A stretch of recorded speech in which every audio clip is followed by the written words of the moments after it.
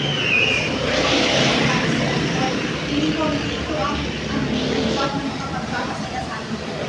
It's not about our happiness. It is about how the Lord is going to use you in that company. And that's the reason why you're going to be sent there instead of Tunisian. Ito yung maganda lang. Hindi ba nagkukuya? Ingay lang, walang voice, copy-paste na lang. Work from home ka at the comfort of your home. Whereas yung isa, pupunta ka dun, financial accountant. Kasi you're going to deal with collections and everything. Sabi ko sa kanya, nasabi niya sa akin, ako na siguro ako, baka hindi ako pinagpipilihan dahil may ibang tao na gusto ni Lord yun sa definitely best. Sabi ko, at kung gusto mo ba talaga ng super confirmation, do your devotions na kung sa pagpapilin mo sa word ko. Do your devotions. Iba yung nakikinig ka sa preaching, iba yung nakikinig ka sa preaching na iba yung nakikinig sa preaching. Because why? Maraming bibigyan ang Lord. And this is where we're going to have our hearts set.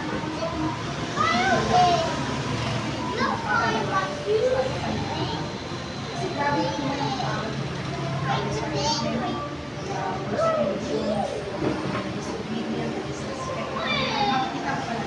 once, most especially if you are already in the position of son.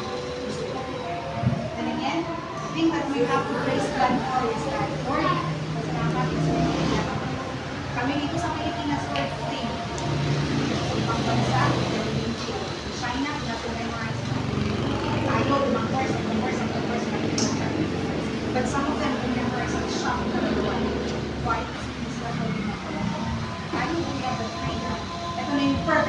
gonna pray with, but what are we doing?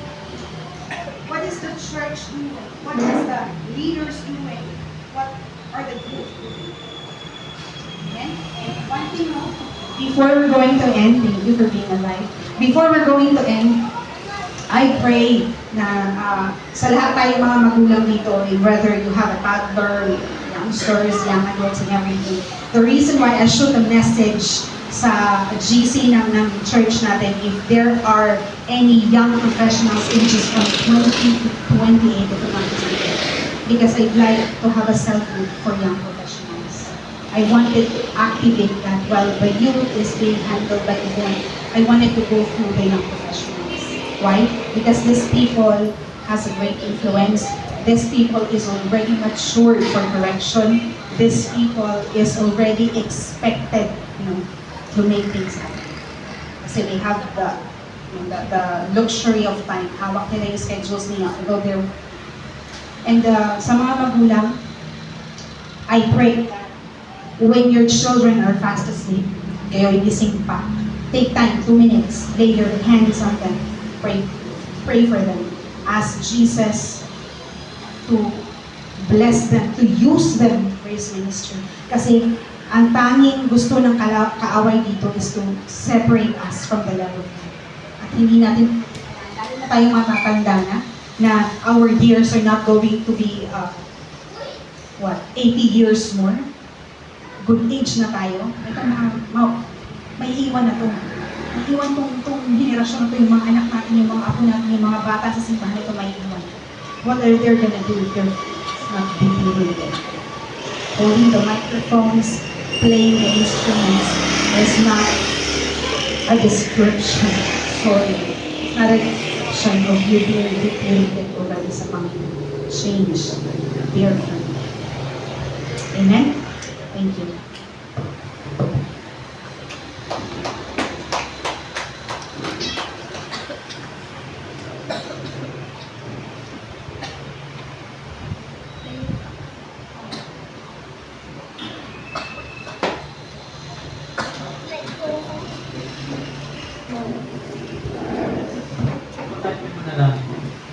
Panginoon, maraming salamat, Lord, sa salita, Panginoon, na narinig namin, Panginoon.